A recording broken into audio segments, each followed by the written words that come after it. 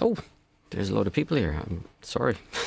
I just looked at the screen now. Oh, nice. Sue, a new one. Hey.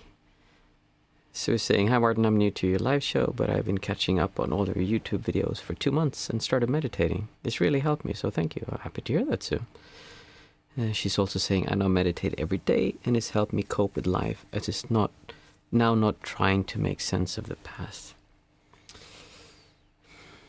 It's helped me cope with life as it is now, not trying to make sense of the past. Yeah. I have this theory as to why, because you said make sense of the past, I have this theory as to how all forms of therapy can work.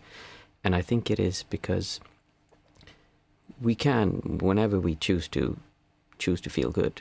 It's just that it's very difficult to allow ourselves to feel good because we've been brought up our entire life with the idea that no, certain things has to happen for you to allow yourself to be happy. You need to make a certain amount of money, and then you need to make more money and to keep staying happy, and then you need to have a partner, and you need to have family, and there's all these things we need to do. So if we do those, then we can allow ourselves to be happy. What therapy does is that it goes in and looks at the things that happened in the past and says, it's okay, you can allow yourself to feel good because this person did this to you because of this, or because you couldn't help what happened, or because no one can understand the reasons. It's all in God's understandable ways. It's like we just need an excuse to allow ourselves to feel good. And I don't say that in a bad way when I say excuse. I really believe it's like we need an excuse to allow ourselves to feel good now. So I am happy that you realize that you don't actually need to make sense of everything in your past, because you'll be stuck in therapy for ages trying to figure things out. And sometimes it does help. But you can also just choose to enjoy being here and focusing on the world around you and your senses and seeing that life is beautiful here right now. Jack. Evening, Jack. Nice to see you. And Mats also. Nadia. Good evening, Nadia. Jethro. Hi, Jethro. Nice to see you as well. I had a video that I released Friday, I think. And I talked about how...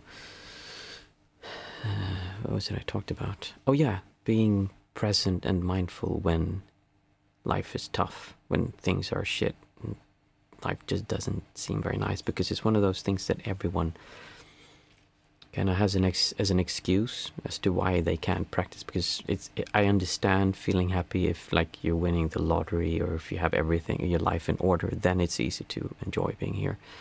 But my life is crap and it doesn't work, so I can't allow that to happen.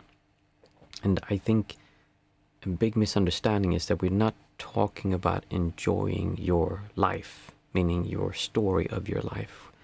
An example would be that if, say that you're standing on a hill and it's a beautiful morning, there's this incredible sunset and it's just this scent of fresh air and everything is so clean and serene, and there's birds singing in the trees, and you can smell the freshness of the air, and you're just standing like, wow, this is incredible. And you feel what I call non-centricness, meaning you don't really feel a sense of self here. It's just experiencing your senses, and that is enjoyable. Now, unbeknownst to you, at the same time, your house had burned down while you were standing there. The fact that your house had burned down doesn't change the fact that your senses in that moment were very enjoyable. As soon as someone calls you and you lift up your phone and you hear, okay, your house burned down, like, oh my God. Obviously, that would be absolutely terrible. That's like a huge loss and incredibly difficult thing to deal with. But what we're working with is to understand that that's not an absolute connection. Meaning that just because this happened doesn't mean that your experience of life is ruined, because that moment that was so serene and so calm and so beautiful, it's still there. It's just that now you have this really strong distortion, incredibly strong pressure, because the place you identify with as your home, as your safe place, as where you live and you have your family, is gone. That is a strong distortion towards that. But your senses are still the same. And the problem then becomes that people start with something as big as that, where they say, well, it doesn't work because obviously if your house burnt down, it wouldn't work. Okay, well, don't start with like your house burning down, unless that's where you are, because it can actually sometimes be easier when it's so big that it just gets overwhelming. Like, oh, I give up. I can't do this. So that can actually be helpful sometimes. But the main thing is that just do whatever you can handle, like smaller things. Start with your coffee was cold when you got it from Starbucks this morning. Like that's like a little bit more in line with what you can start with, and then just get bigger and bigger. And eventually you might be able to see that, yes, even though I don't like what happened, I can still enjoy this morning, this beautiful place, even though this terrible thing happened. And afterwards you'll be able to do that no matter where you are. You're just sitting here, this is a beautiful place. Like there's all these, there's beautiful input from my senses here. There's like these textures I can feel. There's stuff coming up on a screen here, and there's this fresh feeling on my skin just sitting here. And it's a little bit chilly, and that's very nice because it makes me feel fresh. So there's all these things that we can experience the whole time. I see Jack. Buddha, it's written in many occasions, has probably said that there is no future because we can only imagine it, or the past because it is only in our memory, and often the mind is playing tricks. Absolutely. And even more than just saying that it's in our mind, only now, yeah. I say that it's not just the concept of the future and the past that is wrong, it's we feel like the past is real, and we feel like the future is real. So even if you would have no concept or thoughts of the future or the past, you would still feel like you're kind of spread out like this. Like it's like you're being pulled out, and you're kind of like distorting towards the past or the future. Because really, if you would not be doing that, you would just be right here, and you would have no sense of self, because the self is creating partly by this, and all this pressure creates this time perception that's just really off. And you kind of need to experience what it's like to live without that before you understand that, oh yeah, life really is just a lot better when it's not pulled out like this, and I can just experience my senses here and now. That's a good reflection, Jack.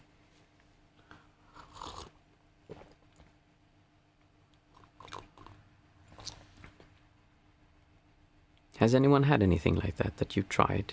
I mean, I talk about it quite a lot, but I don't push as hard as I push my students when I meet them one-on-one. But has anyone tried seeing joy despite things being difficult? And it's not that it has to happen right away.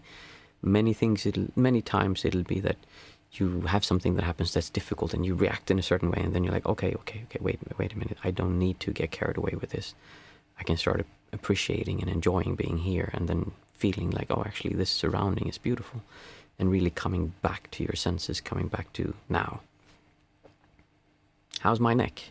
Yeah, my neck is pretty bad. I'm going to a chiropractor tomorrow. I'm afraid to have them touch my neck, but I figured I'd give it a try, and she's been highly recommended, so hopefully it will work. But it's the same there. Someone asked me, they said that enjoying being here right now is easy to say when you're feeling well, but if you have a lot of physical pain, it's not possible. I'm like, I have 3 herniated discs. I've sat with insane amounts of pain, more than most people will ever have to deal with, hopefully. It's just, oh my goodness, so painful. And I can tell you that I had it when, like in 2008, when I got the herniated disc, and I was a scuba diving guide, and I was lying behind all the other divers or in front of them, but when I was behind, I would do this with my neck to kind of look forward, and I got herniated disc in 3 on my neck spinal cords, is that what you call it? So that time it was so bad. I was on Valium. Like I just said that if my life would be in that much pain, I'd just kill myself. I couldn't live with that kind of pain. It was way too much.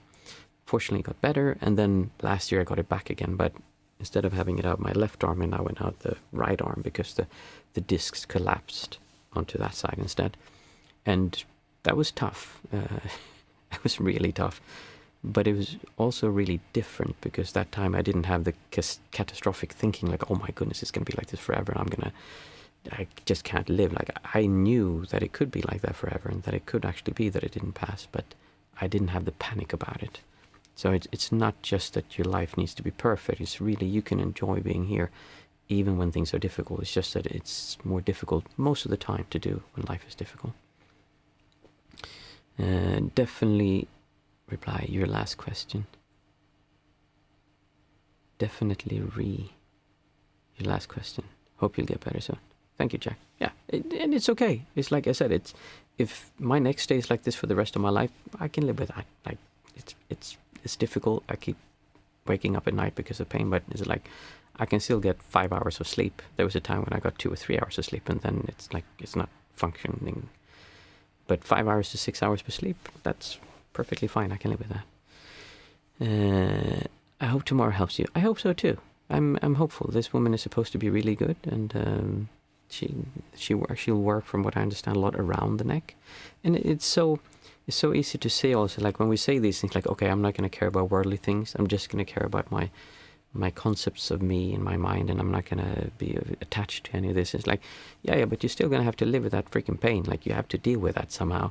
And we should not deny things. We should not push them down. It's like, oh, I don't feel this. I don't care about my past. I don't just push it away. No, you should really experience it and see like, hey, there's nothing there. Same with the pain. The pain has two parts. There's the actual physical pain, and then there's the feeling towards the pain. Like the physical pain is there. You can't do anything about that except with painkillers, I guess. And really deep meditation states can also change that.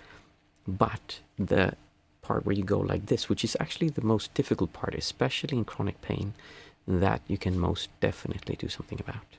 And it's not about getting comfortable, it's not about denying the pain, it's really about separating those two parts.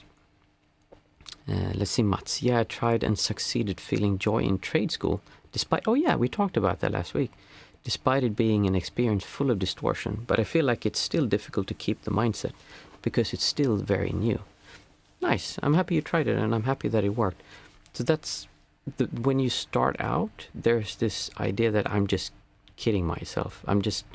Fooling myself. This is not real. It's not actually. I should be feeling bad because this thing is happening. It's so ingrained in us that we should feel bad when certain things happen, or we should feel good when certain things happen. And it's really difficult to not follow those patterns. For some reason, they're just really deeply ingrained in our body and mind. And kids, they don't have so much of it. Most kids, some do. And then we kind of get older and we get it from school, social media, TV, newspapers, everywhere, friends and family, and it just piles up. And I've said this before, I have 2 small kids myself, and even though I try not to do this to them, it is very difficult not to do it to them, because we also say like, hey, unless you behave now, we're not going to do this thing after. Or if you're nice, then we'll do this. So easy to say like, oh, don't do that. And we said before we had kids, we're like, oh yeah, we're not going to do that kind of stuff. Now we have kids like, God damn it. It's just really effective doing that. I wish it was so. But sometimes it's just really difficult. What do you do when the kid is screaming? And you also need to think about, it's not just what's best for the child. It's also, you need to survive. You need to be able to handle having a screaming child, or having a child that's just completely out of control, and you need to be able to handle that with yourself. So even though everything we do as parents, let's just put that on, might not always be the absolutely best thing for the child or for the sake of the child, we need those things sometimes to survive as parents. We give our kids sometimes the iPad or the TV to watch some cartoons. It's not for the kids. That's for us. That's for us. We give them that. Okay. Hey, Christian. Nice to have you here.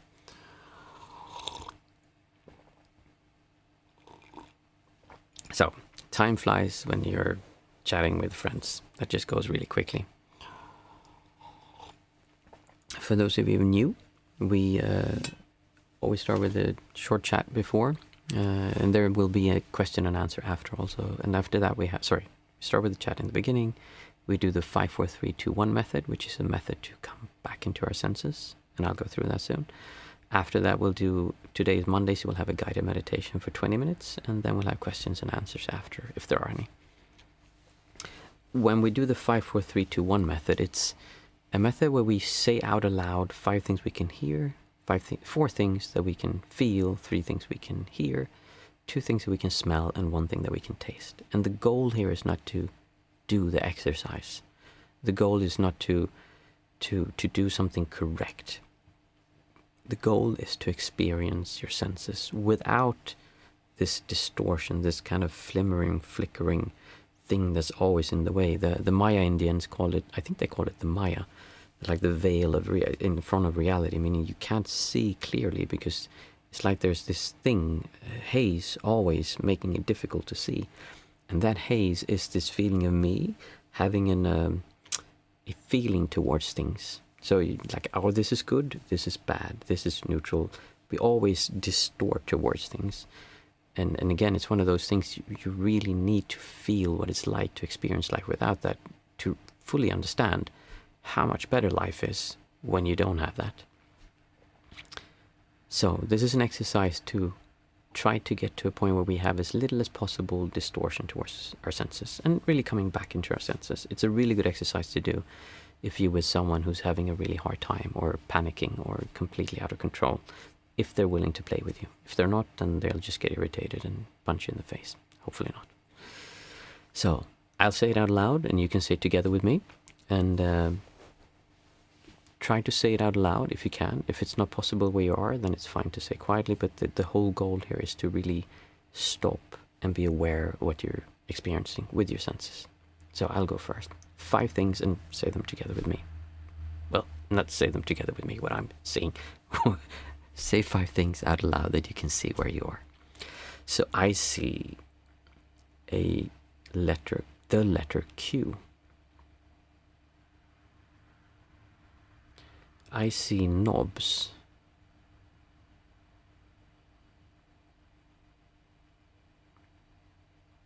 I see an orange lamp.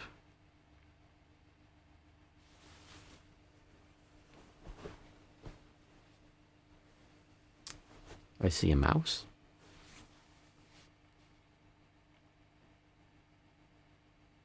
I see lots of white little dots under my socks. I think that was 5. Let's do one more just in case. I see gold.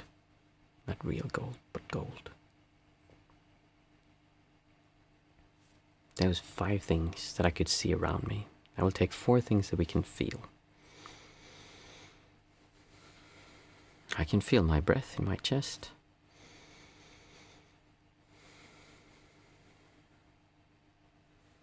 I can feel the metal of my keyboard.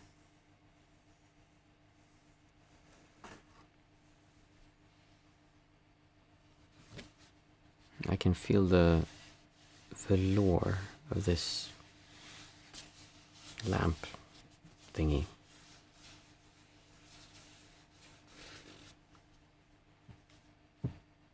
I can feel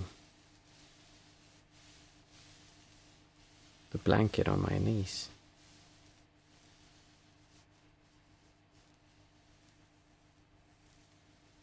And when you feel things, really feel how it's enjoyable to have your senses experience whatever it is you're experiencing. Not, oh, this is not an expensive blanket, this is not a nice blanket, I don't like that texture, but really feel, what does it feel like to feel senses with, this touch sense with your sense of touch.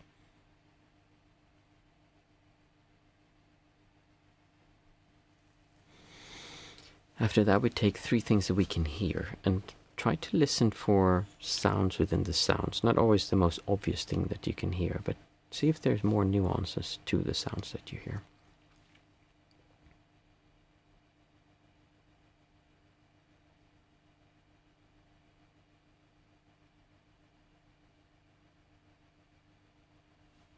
I hear my neck cracking.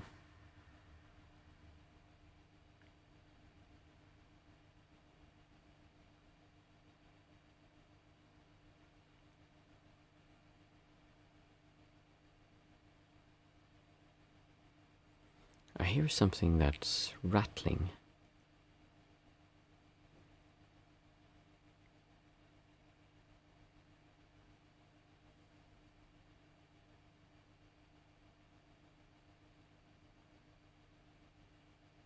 I hear distant sounds of tires on a wet road.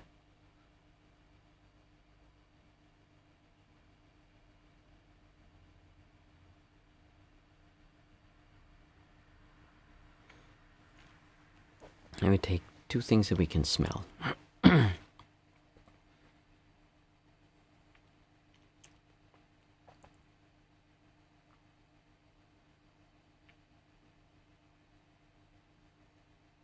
I smell oranges.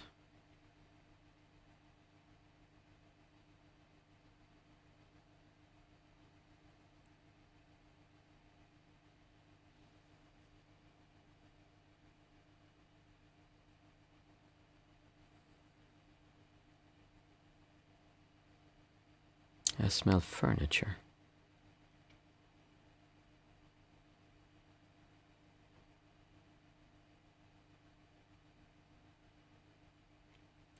Finally, we take one thing that we can taste.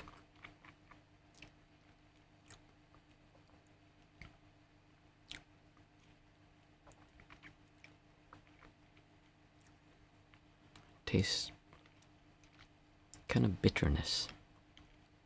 Don't know what flavor it is.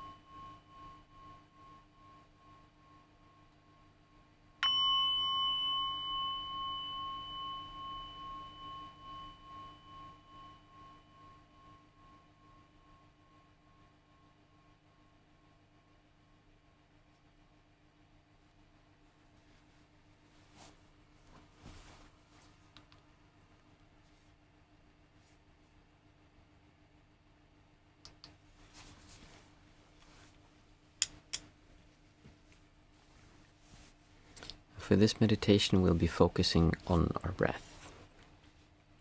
We won't be controlling our breath. We won't be steering it in any kind of direction. We're also not trying to make our breath do anything in particular. Instead, we're trying to get out of the way so that breath can happen without us controlling the breath or being in the way of breath. We want to see what the breath does when we are not there, when the breath is simply breathing by itself. Now, to do this, it's important to be here, right now. Because as soon as we close our eyes and start focusing on what we're doing right now, the mind or the inertia of the past and the future tends to come in and say, well, you know what? We're sitting here quietly focusing on the breath, and while you do this, I have this really important thing we need to think about. Do you remember that thing that they said to us earlier today? What do you think they meant by that? Or that really important meeting we have tomorrow. Really have to think about the best way to solve that problem. And I've heard that when you meditate, you become really clear and answers come to you. This is exactly the thing we're not trying to do. We're not trying to figure anything out. We're not trying to understand. We're not trying to become wise. We're not trying to gain wisdom. We're not trying to even become relaxed or have any kind of experience. We're just trying to observe the breath with as little influence of us as possible. So ask yourself before we start fully focusing on the breath, even though I want you to already right now move your awareness to your breath. And I want you to ask yourself, is it okay if for just 20 minutes, just 20 minutes out of the, I think is 3,600 minutes, could that be correct? No, that sounds too much. 60. Anyway, out of the however many minutes there are in a day, out of all of those minutes, just for these next 20 minutes, Just let all of those worries, troubles, ideas of what should or shouldn't happen, or what should or shouldn't have happened, just let them go. Let them be where they are. It doesn't mean that you don't care. It doesn't mean they're not important. It just means that you are making a conscious choice and effort to be here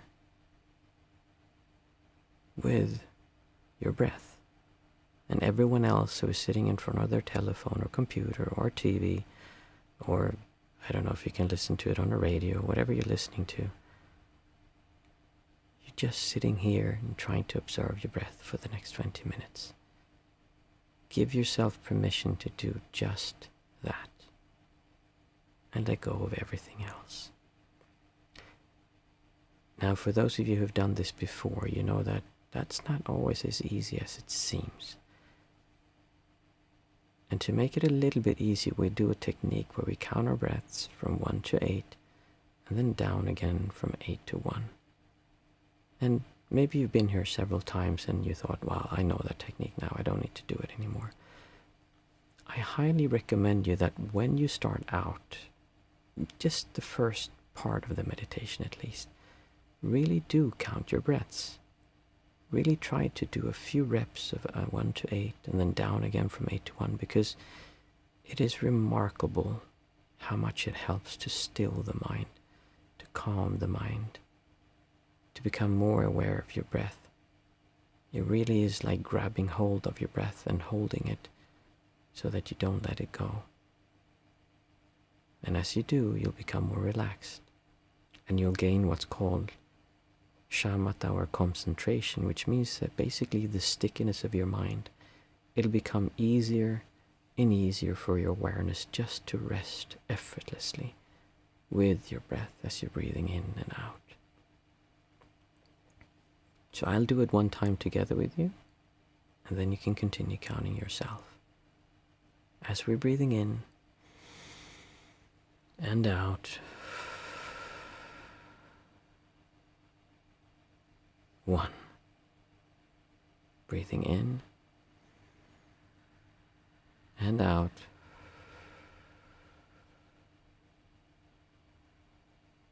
2. Breathing in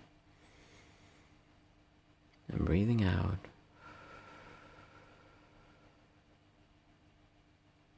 3. Breathing in and breathing out.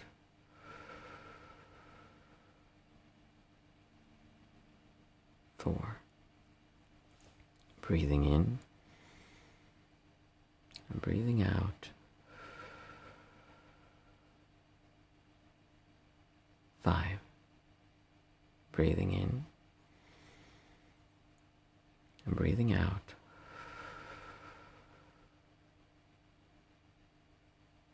6. Breathing in, breathing out. 7. Breathing in and breathing out.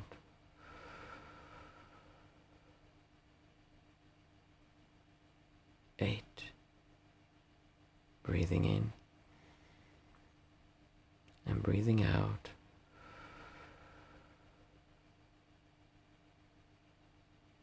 7. Breathing in and breathing out. 6. Breathing in and breathing out. 5. Breathing in and breathing out. 4. Breathing in and breathing out. 3. Breathing in and breathing out.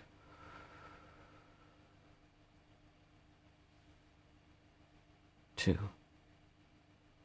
Breathing in and breathing out.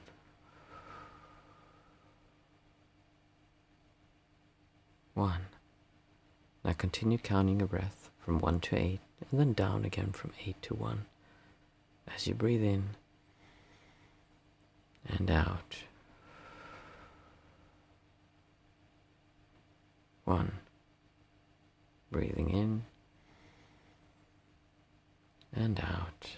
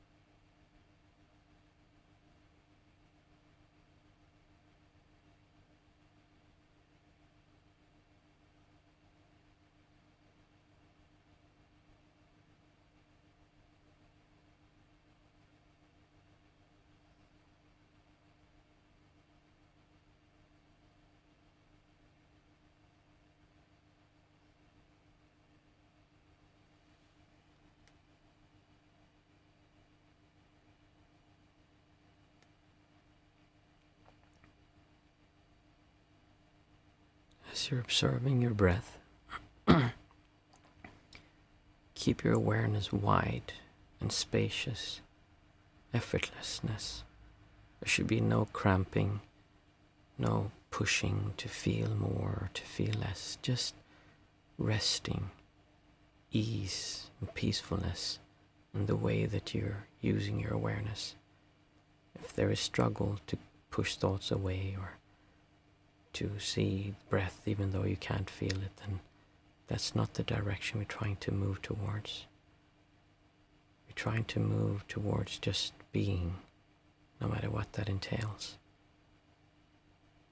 And as a little game, we'll do a technique called Ho'oponopono, where we'll ask ourselves a few questions, and I might add a few, just to feel what that does with your distortion, with your pressure towards things around you. And I want you to, as you're observing your breath, say to yourself, I am sorry. Just say the words inside of you. I am sorry. And see what happens to tension inside of you. To any kind of distortion if you just say, I am sorry. I'm sorry.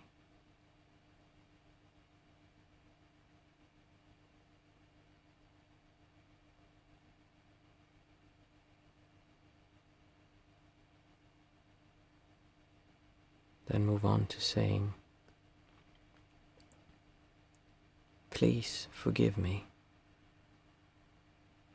Please forgive me. I'm sorry. Please forgive me.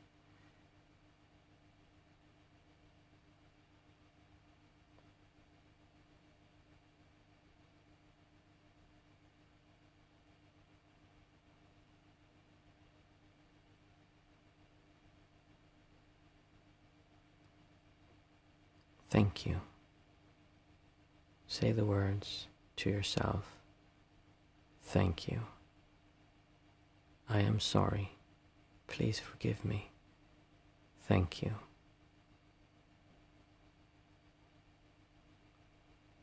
Just feel what it feels inside of you when you say the words, thank you. There doesn't need to be any direction. No one you're saying it to. Just feel what it feels like when you say, thank you. Or there could be a direction. I'm sorry. Please forgive me. Thank you. I love you. Last word is, I love you. Feel what it feels like inside of you when you say, I love you.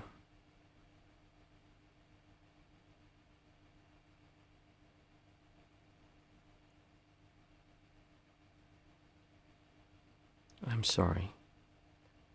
Please forgive me. Thank you. I love you.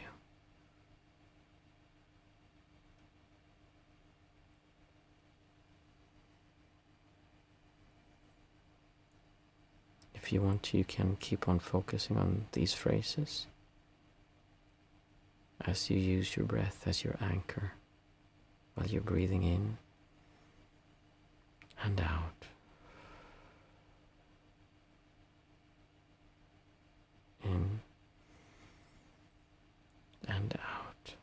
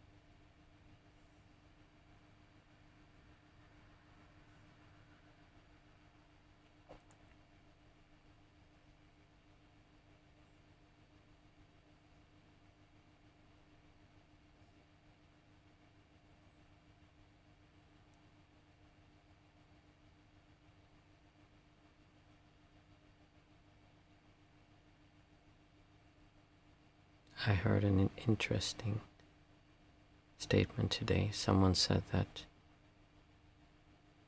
while people were trapped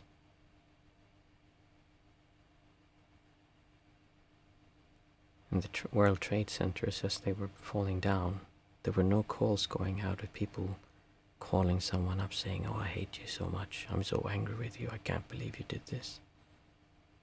All calls that went out were to loved ones, saying, "I'm sorry," reconciliating, trying to bring peace to relationships. If you would have just 2 minutes left to live, would you create more friction, more anger, more distortion? Or would you just let all of it go and strive for peace, for enjoyment of those last few minutes, the only minutes that you had left? Or what would you do?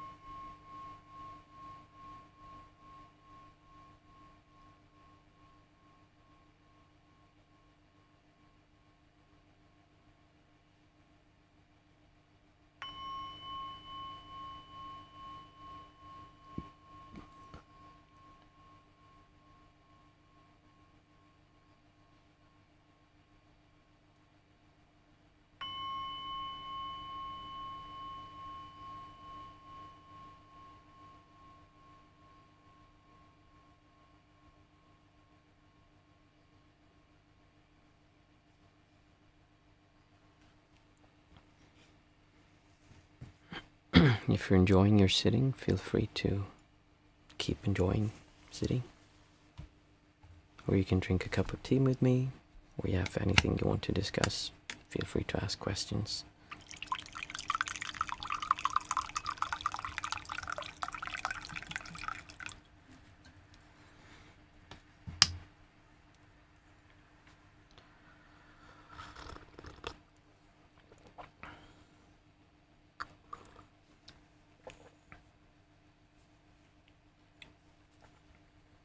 It's interesting when we're not distorting towards time, it seems to flow so fast. And the sitting was one of those when I felt so calm and so peaceful, and then all of a sudden like, oh yes, I want to say this. And while I was saying stuff, and then I completely forgot about the time, and it just passed really quickly. And it seems when we struggle with time, then it goes so slowly. You know, when you're having a really bad time and it's really boring, you check the watch, like, oh, okay, 1 hour left, and you sit and I'm really going to wait until I check the clock again, and then you check, like, what? It's like 5 minutes later, I thought it was an hour later, and it just moves so slow. But when you're having a good time and really enjoying yourself, it just goes by, because there's no distorting or making time feel diluted or like it's here and there. It's just now. And then you don't feel like there's a passage of time. That's the way time really feels. It's like it's just now. It's just this moment evolving. But there's no movement. There's no change. Oh, let's see. Mats, the "I'm sorry, please forgive me" brought tears to my eyes, while the "thank you" and "love you" felt empty. This has been the most intense sitting so far. Oh. It's a really interesting thing. It's you can look it up. It's a Hawaiian meditation technique called Ho'oponopono, and it was made famous by, what was his name? I wonder if it was Dispenza. It was one of those. I can't remember his name. And it's used in the law of attraction. I don't care about law of attraction, but what's very interesting is that certain words can release distortion, this pressure, this tension, because when we say words like "I'm sorry," that has a quality to it. When I say "I'm sorry," you let go, because I'm like, oh, that bastard, and then "I'm sorry." Oh, wait a minute, I can't do that when I'm saying "I'm sorry." please forgive me. Oh, wait a minute. Like, oh, sorry, please forgive me. Thank you. Wait, thank you for what? I love you. Those words break down this pressure in between, this distortion. People many times get caught up in like, well, I can't say thank you to them. You can actually do this with someone you have a really hard time accepting. And like, I can't, no, not after what they did, not after what happened, but it's not about saying that what they did is okay. It's about breaking down this friction, this pressure, this distortion you have towards the situation or a person. So sometimes when meditating, my hands get tingly for a couple of minutes. Is that normal? Oh my goodness. I think you have to cut off your arms or hands. That sounds really bad. I've never had that happen. There's so much weird stuff that can happen, so trust me. That's tingling in my hands. I would not get worried at all about that. When we sit and we focus inwards, there seems to be these, I don't like calling it energy because I don't actually know if it's energy. I actually think of it as distortion, because when you don't feel any sense of self, there's none of that energy moving around. It's just stillness.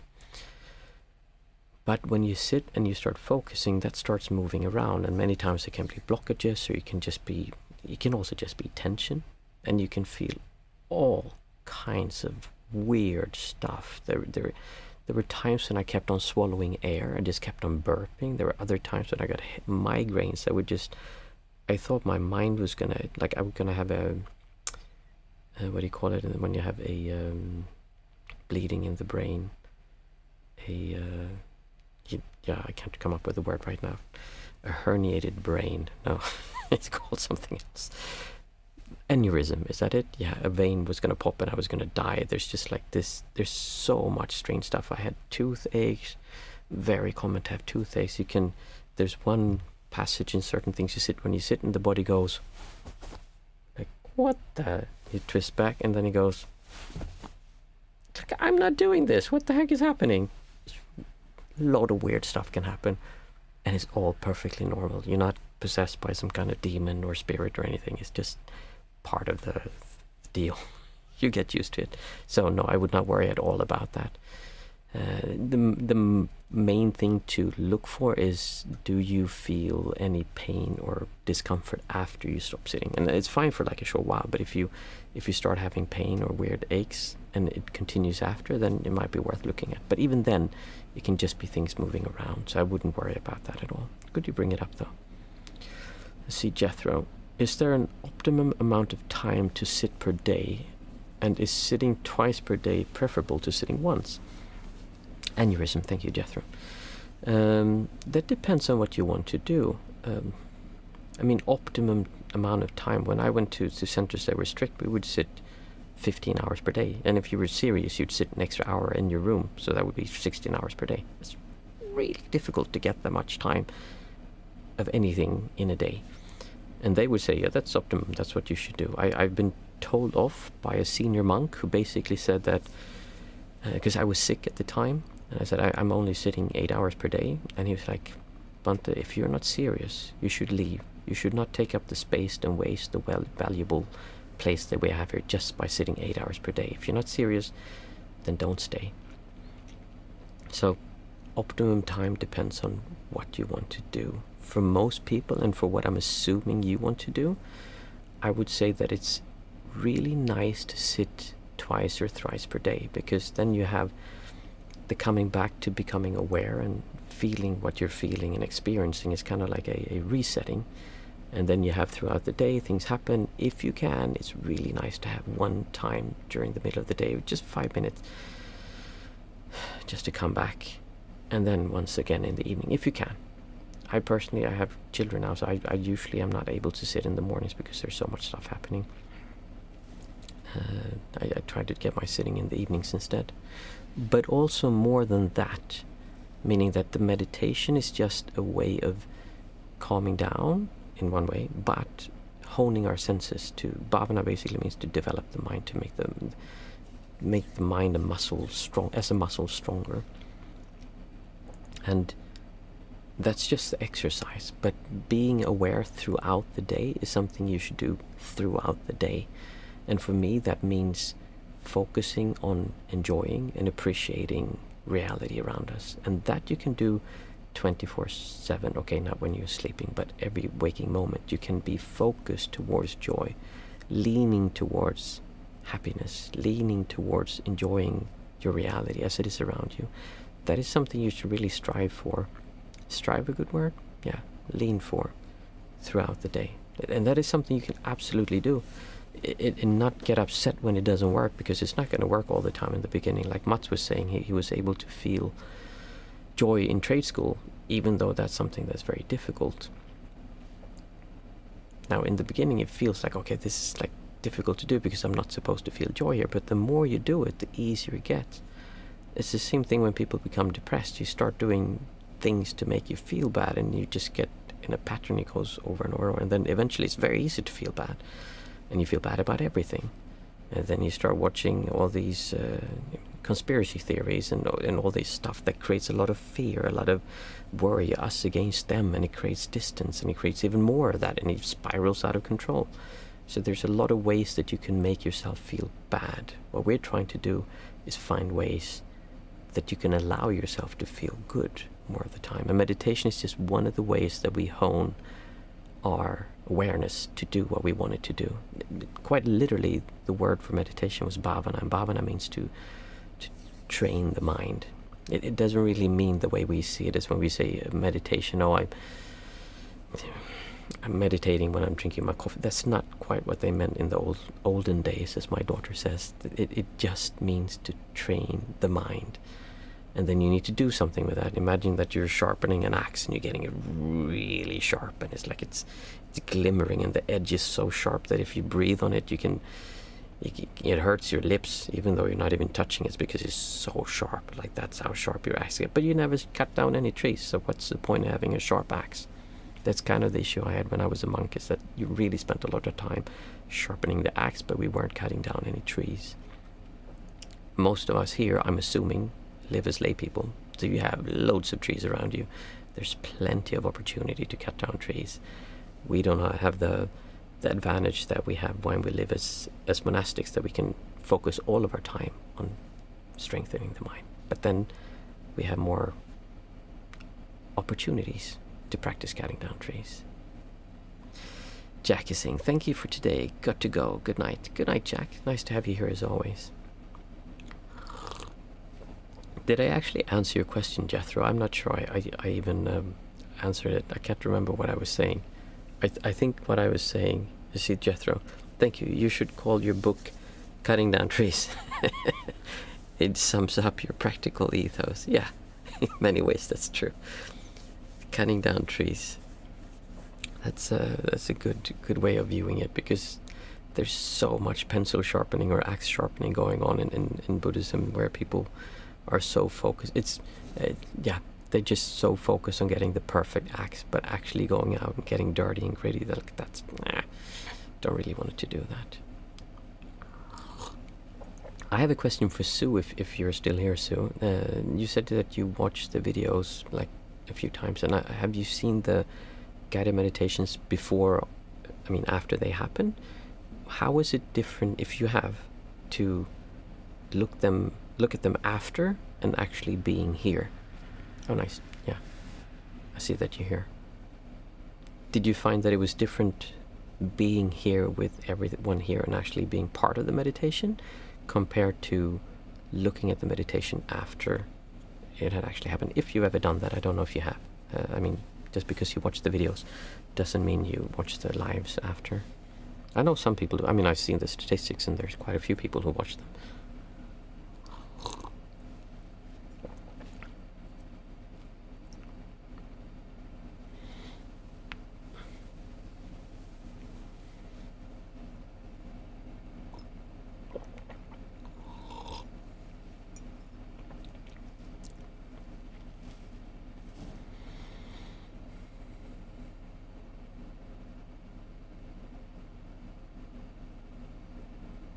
Maybe that was too long of a question. I don't know.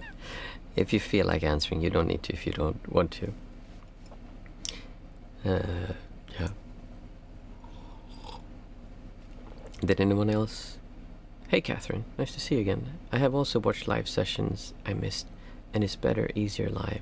Sue is saying I've been watching them after as I run a dodgy daycare from home, which is... Oh, doggy. Sorry, I thought it said dodgy. That's a completely different thing.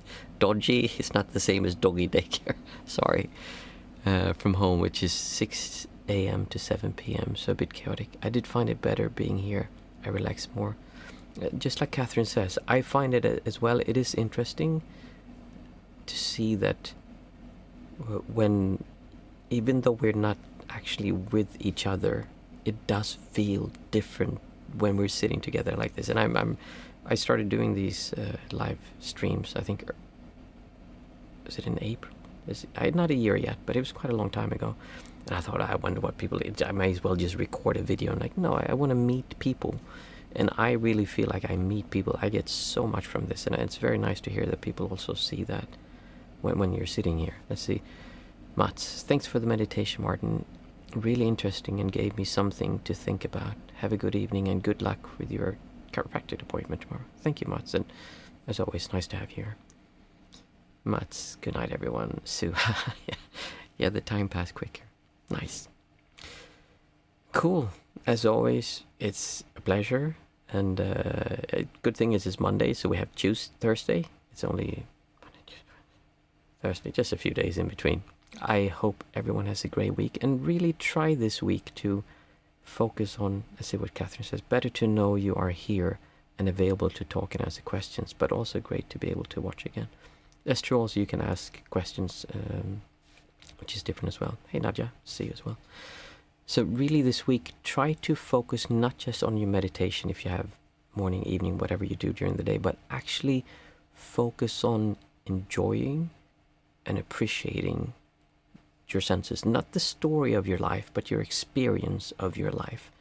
When you're sitting in the bus, don't think, oh my God, it's so boring sitting here. I can't, I'm wasting all this time. No, if you're sitting in the bus, bring some time, bring some awareness to your breath, so you become calm and centered, and then start reaching out and looking at things passing by, not judging them, oh, they're gray, they're boring, they're not beautiful, or this person smells, but just experience, like, wow, this is reality. It's happening here. It's happening now. There's lots of stuff around me. And look at this. This feels like something. Oh, there's cold air. Actually, my feet are really cold. What does that feel like? Huh. And look at this. And there's like, I have something on my head, if you have a hat on. Like, now I'm thinking in Sweden. I don't know where you live. Maybe you're sitting in a sarong and it's sweaty and you can feel the sweat run down your armpits and you can feel the sweat on your face. And it's like, ew, that's yucky. But like, what does that feel like? Really feel, what does it feel like to be alive? We are so caught up in our stories, so caught up in like not being us, like instead trying to be something else. You know, we watch Facebook and all those things where people take a tiny, tiny bit of their life and they're like, whoa, this is my life. Look, we eat this food, and they have laid it out like perfectly and then show it. But then they're going to eat it anyway. And most of the time you don't have food like that. And people don't look the way they look in social media. That's just... In other words, don't try to live an ideal image of your life. Try to live whatever life you have right now. If that is with pain, then it's with pain. If that is in a beautiful place, it's in a beautiful place. If it's with your partner, then it's with your partner. Alone, it doesn't matter. Just really try to enjoy being where you are. Nice. I'll see you all on Thursday. Thank you.